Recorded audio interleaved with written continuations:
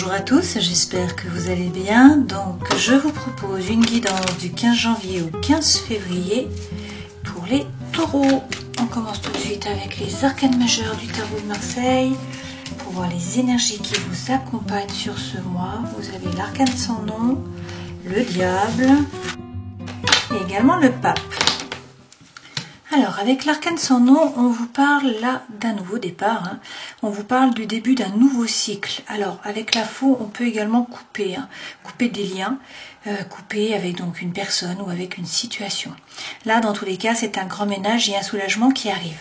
Derrière, on a le diable. Donc, il y a peut-être des peurs, il y a peut-être des doutes qui vous freinent, qui vous empêchent d'avancer. Il y a peut-être des addictions.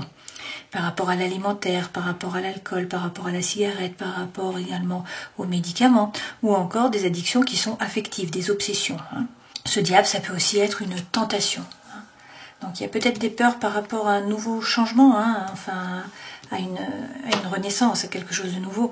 Dans tous les cas, ensuite, vous avez le pape. Donc avec le pape, on vous dit que vous allez trouver la paix à l'intérieur de vous et dans vos rapports avec les autres.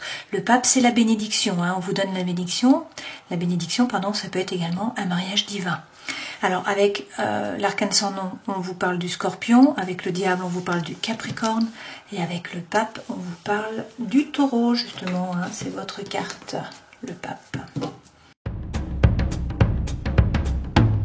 En dos de deck, vous avez le jugement, on vous parle là donc d'une renaissance. Il y a le vrai vous qui va pouvoir se révéler à vous et aux autres. Cette carte, ça peut être une vocation, un appel, un éveil par rapport au travail. Ça peut être un changement de travail pour certains d'entre vous. Alors, les trois premières cartes correspondent aux énergies qui vous accompagnent. Ça, c'est ce vers quoi vous allez. Votre vie professionnelle, votre vie sentimentale et émotionnelle, votre vie intérieure et spirituelle. Et ça, c'est le conseil que l'on vous donne. L'énergie centrale, c'est la peur. La peur de vous tromper, la peur d'être trompé, la peur de souffrir, la peur d'une énergie tierce, d'accord? Alors, a priori, pourtant, là, avec le 10 de coupe, on vous parle soit de vraiment stabilité, de bonheur, quelque chose qui vous plaît par rapport au travail. Sinon, ça, c'est la petite maison dans la prairie par rapport à l'amour. Donc, en fait, c'est la famille, c'est les enfants, c'est la maison, c'est la stabilité. Bon, ça, si c'est votre modèle du monde, bien sûr, prenez le modèle du monde qui vous intéresse. Pour certains, c'est par rapport au travail, pour d'autres, c'est par rapport aux amis. Mais dans tous les cas, c'est la plus belle carte par rapport à l'amour, par rapport à l'émotionnel, c'est le 10 de coupe. Avec le roi d'épée, on vous dit qu'il faut peut-être prendre l'énergie de ce roi. C'est-à-dire, c'est quelqu'un qui ne se laisse pas déborder par les idées. Il les met en action et il tranche la situation avec sérénité intellectuelle. Si c'est vous, c'est donc ce type d'énergie qu'il faut prendre. Il faut ordonner les idées, il faut agir. Si c'est un personnage, ça peut être un homme qui est tranchant, c'est possible. Quelqu'un qui a souffert, qui est capable de se défendre, qui est plutôt froid. C'est une énergie froide là. Et puis sinon, ça peut être par exemple quelqu'un qui fait preuve d'autorité, donc un juge, un avocat, un patron, etc. Ce vers quoi vous allez. Avec le 4 de bâton, là, on vous dit de faire la fête, de vous amuser, de célébrer. C'est peut-être aussi une carte d'engagement. Mais en tout cas, il faut profiter de la vie, là. Et avec le page de denier, on vous dit que si vous avez un projet, il faut le mettre dans la terre. Il faut le matérialiser, il faut arrêter d'hésiter. Alors, on va prendre des cartes. On va rajouter les cartes du Light Seers Tarot pour essayer de rentrer dans cette guidance. Alors, sur le 10 de coupe...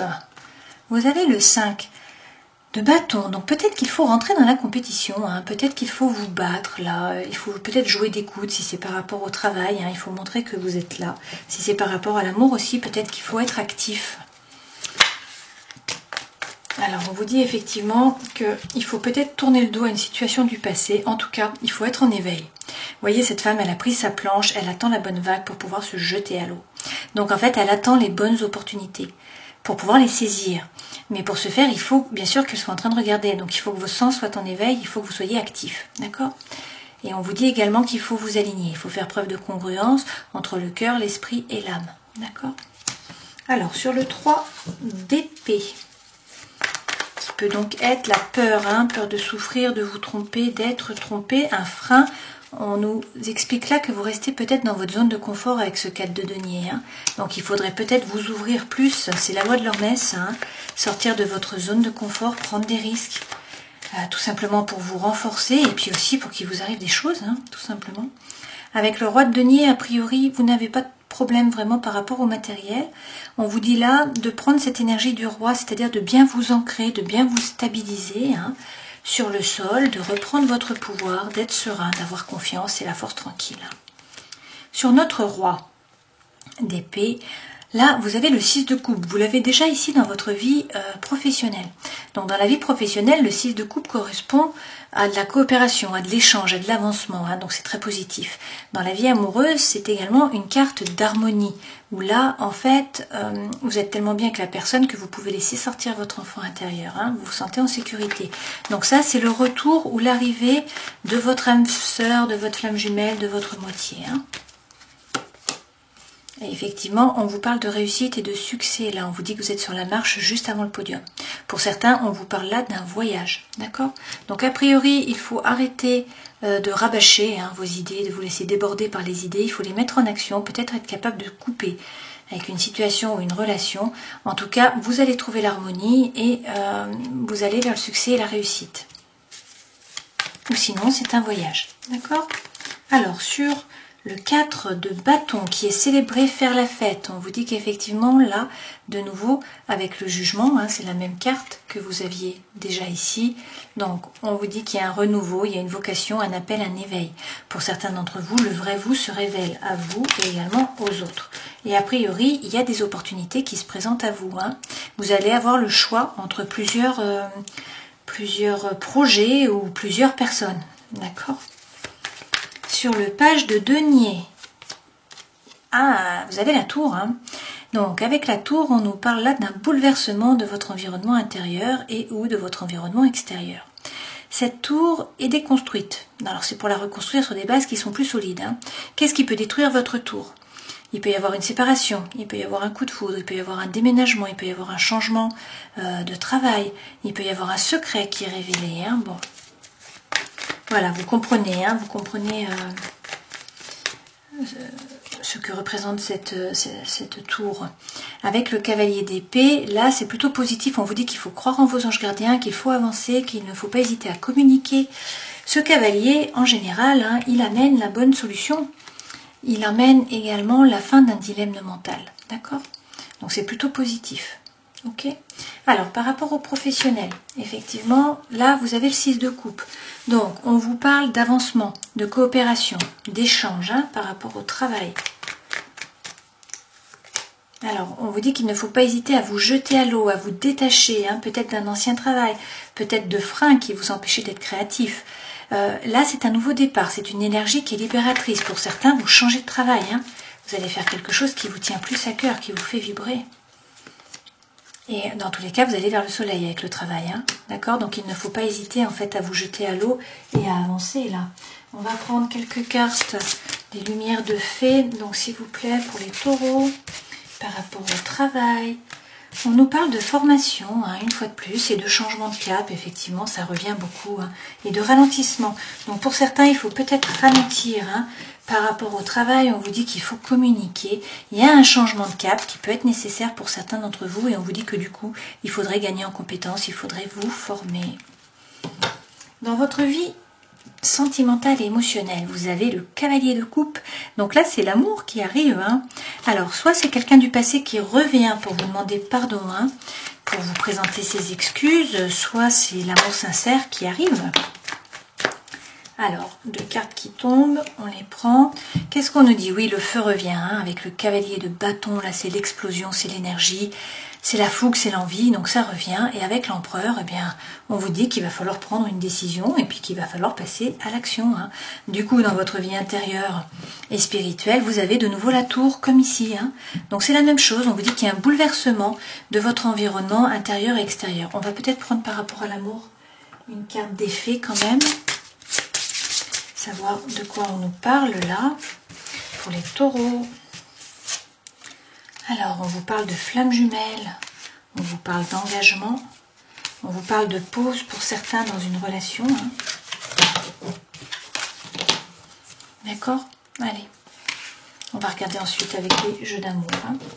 Donc, sur votre vie intérieure et spirituelle, la tour, Donc, la tour s'écroule, on reconstruit sur des bases qui sont plus solides. Pour certains, il y a clairement une séparation. Donc, vous quittez soit votre travail, soit votre partenaire. Donc là, il y a peut-être de la mélancolie, il y a peut-être du regret, il y a peut-être de l'amertume. C'est peut-être aussi un processus de deuil là qui s'engage. Mais on vous dit que c'est la fin d'un cycle. D'accord? Pour certains, il faut couper. Vraiment là, il y a une renaissance, il y a quelque chose qui arrive. D'accord? Alors, votre vie intérieure et spirituelle, on va prendre des messages.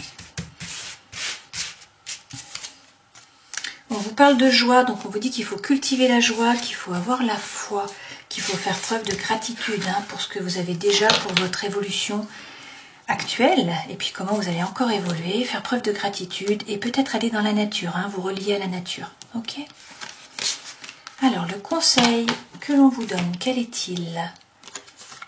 4 de coupe, on vous dit d'arrêter de vous ennuyer, donc que ce soit dans le travail ou dans une relation sentimentale, pour certains, il y a de l'ennui, il y a de la lassitude, là vraiment, il y a de l'apathie, vous vous ennuyez. Donc, peut-être que la situation stagne pour l'instant avec le pendu, c'est nécessaire, c'est-à-dire que soit la situation doit mûrir, soit c'est vous qui devez mûrir, soit vous devez faire un travail intérieur.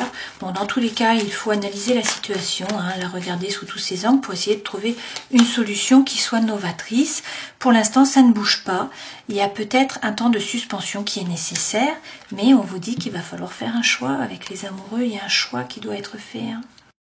Bon, on va prendre les jeux d'amour pour voir, d'accord? Donc pour certains, dans tous les cas, là, il faut changer par rapport au travail ou par rapport à vos relations amoureuses. Il y a du changement qui arrive, mais bon, vous avez le soleil. Donc on vous prédit le meilleur là, et puis l'amour sincère qui est là, l'harmonie aussi. Et des choix, des opportunités qui arrivent, d'accord? C'est un peu la pagaille là dans ces cartes. L'énergie centrale déjà c'est la réconciliation. Donc ça c'est plutôt positif. C'est vraiment l'énergie centrale sur ces 30 jours. Toutefois, vous avez à la fois une crise. On vous dit attention, il faut réagir dans le couple. Pourquoi? Il y a peut-être un amour éphémère ou un flirt. Vous êtes peut-être attiré par quelqu'un d'autre. Donc le diable ici c'est peut-être effectivement de la tentation. On vous dit attention. Attention, il y a peut-être de la ruse, peut-être de la malhonnêteté, prudence, ne tombez pas dans le piège. Pourquoi? Il y a un homme ou une femme qui est peut-être un peu superficielle, dans le sens où elle ne peut pas, il ou elle, cette personne, ne peut pas ou ne veut pas s'engager.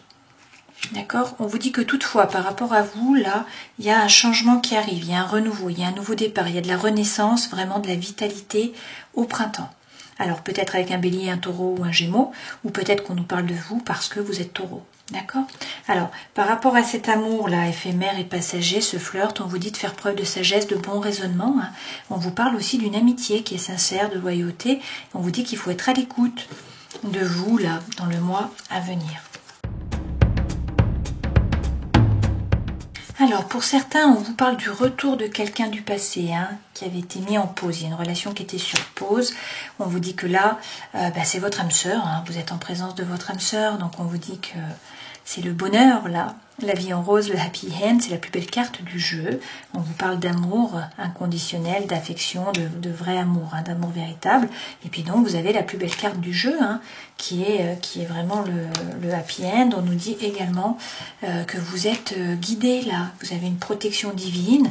On vous parle peut-être également, là, d'un mariage, pour certains. En tout cas, d'une relation. Allez, on regarde avec l'autre jeu.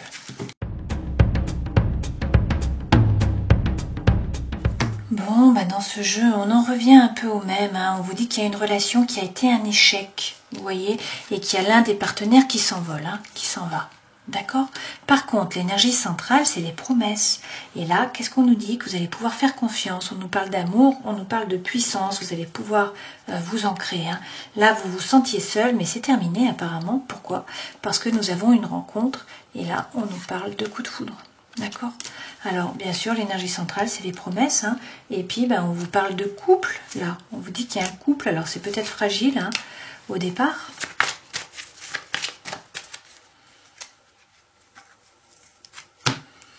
Et peut-être de la jalousie d'une façon ou d'une autre. Mais une fois de plus, vous avez la plus belle carte du jeu.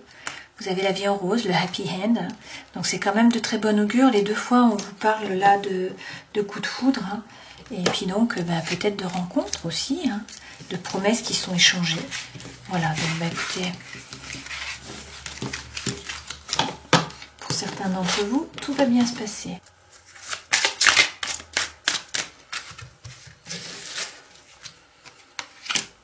Donc on vous dit qu'il y a quelque chose de mieux. On va prendre un message également des anges de l'amour. Et on vous dit qu'il faut que vous fassiez un effort. Le grand amour vaut bien le respect des étapes par lesquelles vous devez passer. Et derrière, on vous dit que vous pouvez aimer sans crainte. Allez, je vous propose de terminer cette guidance en prenant un message du chaman mystique. Donc pour les taureaux, 15 janvier au 15 février.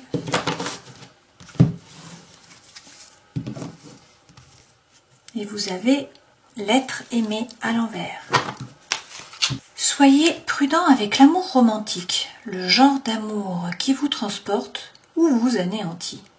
Reconnaissez toutes les projections que vous avez placées sur la personne dont vous rêvez. Rappelez-vous qu'elles ne font que refléter vos propres désirs profonds plutôt que de révéler leur vraie nature. Si vous ne suivez pas cette recommandation, soyez prêt à affronter à nouveau le feu des émotions fortes. Bon, on vous parle d'émotions, hein, mais bon, on vous dit d'avancer à petits pas, de faire attention, hein. Vous voyez peut-être ce que vous voulez voir. Bon, on vous dit dans tous les cas que là, c'est la fin d'un cycle, hein. Il y a un renouveau, il faut peut-être couper avec une relation. Il y a des tentations, hein. Alors, il peut y avoir aussi des addictions affectives. Il y a peut-être des peurs, des freins qui vous empêchent d'avancer. Dans tous les cas, on vous donne la bénédiction avec le pape. On vous dit d'y aller. Et on vous parle peut-être de mariage divin pour certains d'entre vous. Et puis, dans tous les cas, on vous dit que vous allez trouver la paix, hein, à l'intérieur de vous et dans vos rapports avec les autres. Voilà, j'espère que cette guidance aura pu vous éclairer. Je vous souhaite le meilleur, bien sûr, pour ces 30 jours. Et puis, je vous dis à une prochaine fois. Ciao!